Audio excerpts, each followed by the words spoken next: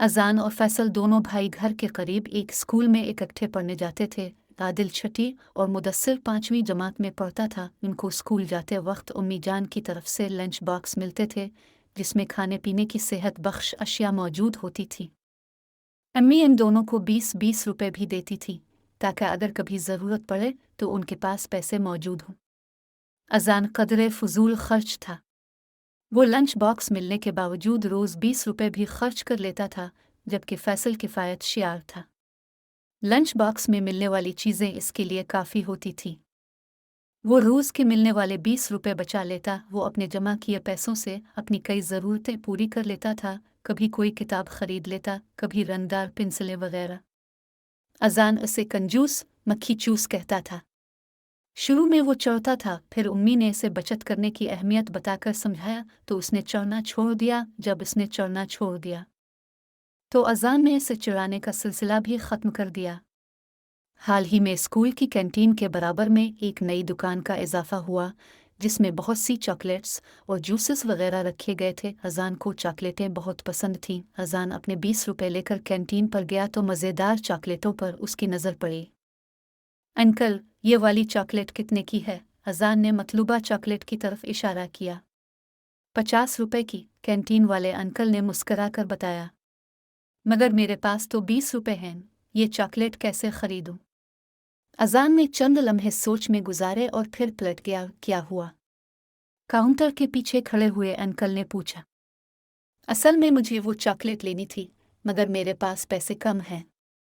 अगर आप मेरी बात माने तो मुझे चॉकलेट दे दे और ये 20 रुपए रख ले, बाकी पैसे मैं आपको कल दे दूंगा। अजान ने झिझकते हुए कहा। अजान रोज़ कैंटीन से कुछ न कुछ खरीदता था और कभी इसने उधार नहीं किया था। यकीनन वो कल ये पैसे लौटा देगा। अंकल ने कुछ देर सोचा और 20 रुपए लेकर उसे एक चॉकलेट दे दी। अजान चॉकलेट लेकर खुशी खुशी चला गया। चॉकलेट बहुत मज़ेदार थी। इसका जायका शाम तक अजान के मुंह में रहा। अब तो चॉकलेट खाने की आदत सी हो गई। अंकल, अगर आप 12 ना माने तो आप 20 रुपए लेकर मुझे वो चॉकलेट दे दिया करें तो मैं बाकी के सारे पैसे महीने की पहली तारीख को अदा कर दूंगा। पहली तारीख आने में 10 रोज़ बाकी थे, जबकि 2 दिन छठी थी। कैंटीन वाले अंकल ने हामी भर ली।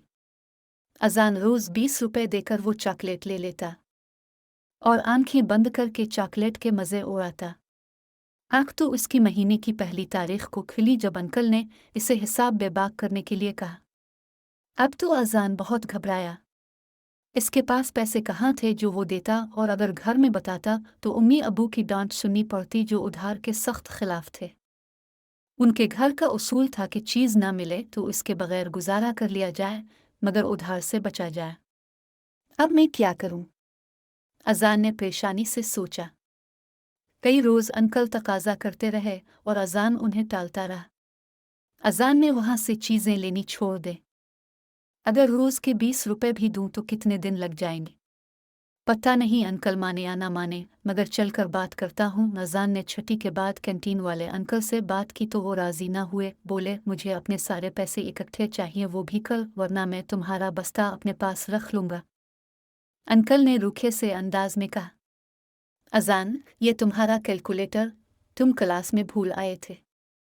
अजान का हम जमात असद भागता हुआ आया और कैलकुलेटर उसके हाथ में थमाकर गेट की तरफ भाग गया।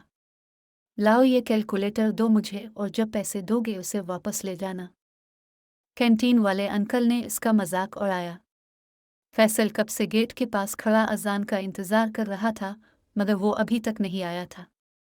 आहिस्ता आहिस्ता सारा स्कूल खाली हो रहा था। फैसल ने अजान की तलाश में इधर उधर देखा तो उसकी नज़र सामने गई, जहाँ से अजान ढेले ढेले कदम उठाता चला रहा था। अजान भाई, कहाँ रह गए थे?